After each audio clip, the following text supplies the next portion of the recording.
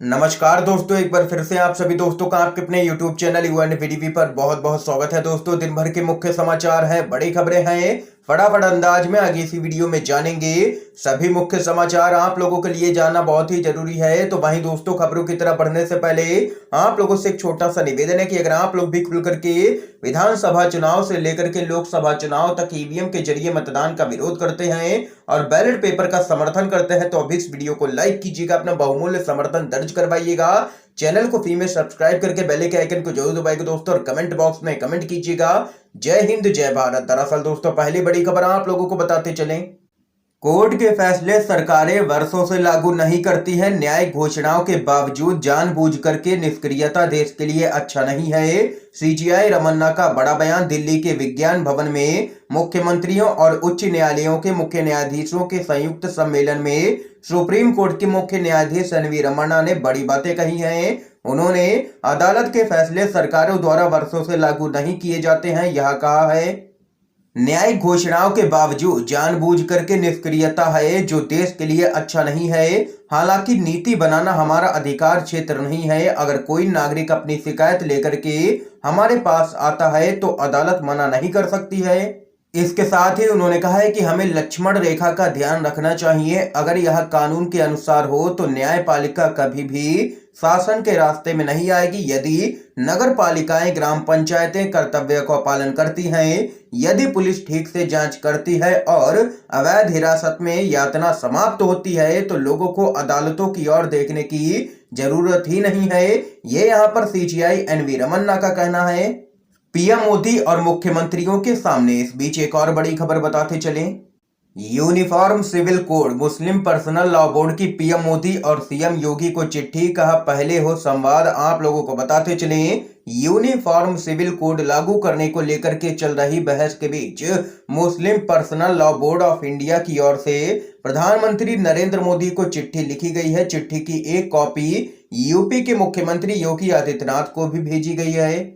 PM Modi को लिखी गई चिट्ठी में मुस्लिम पर्सनल लॉ बोर्ड की ओर से मुस्लिम समुदाय पर यूनिफॉर्म सिविल कोड लागू न करने की अपील की गई है। बोर्ड की ओर से कहा गया है कि इस गंभीर विषय पर गंभीर चर्चा और संवाद की बहुत ही जरूरत है। बोर्ड की ओर से यह भी कहा गया है कि इस विषय की गंभीरता को देखते हुए मुस्लिम समुदाय के निकाह, तलाक, उत्तराधिकार जैसे धर्म और संविधान सम्मत अधिकार के संरक्षण की अपेक्षा करते हैं। ये यहाँ पर मुस्लिम पर्सनल लॉ बोर्ड का कहना है। यूनिफॉर्म सिविल कोड को लेकर के एक और बड़ी खबर बताते चले आप लोगों को। पटियाला हिंसा मामले में गिरी है गाज, हटाए गए हैं पटियाला के आईजी, डिप्टी एसपी एसएचओ किए गए हैं शिफ्ट। डीजीपी से मुख्यमंत्री भगवंत मान है खफा। खबर बताते चले, पंजाब के पटियाला में खालिस्तान विरोधी एक मार्च को लेकर के दो समूहों के बीच में झड़प में 4 व्यक्तियों के घायल होने के बाद हालात तनावपूर्ण लगातार बने हुए हैं। इलाके में कर्फ्यू लगा दिया गया और वहीं इस हिंसा की गाज पुलिस के 3 बड़े अधिकारियों पर गिरी है। पटियाला के आईजी राकेश अग्रवाल को हटा दिया गया है, जबकि डिप्टी एसपी और एसएचओ को शिफ्ट कर दिया गया है।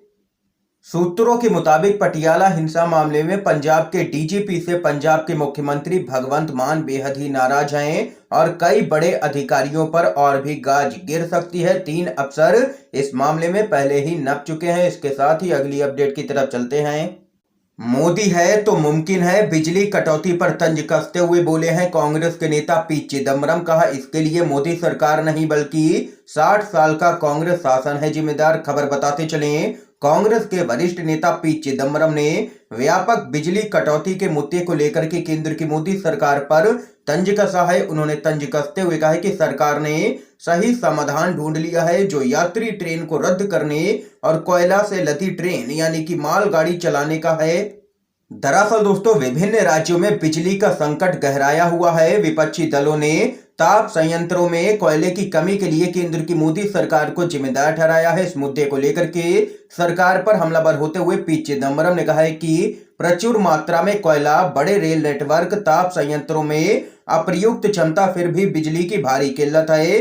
केंद्र सरकार को दोष नहीं दिया जा सकता है, यह कांग्रेस के 60 साल के शासन के कारण ही है। उन्होंने व्यंग करते हुए कहा कि कोयला, रेलवे या बिजली मंत्रालयों में किसी तरह की अक्षमता नहीं है, दोष उक्त विभागों के पिछले कांग्रेस के मंत्रियों का है।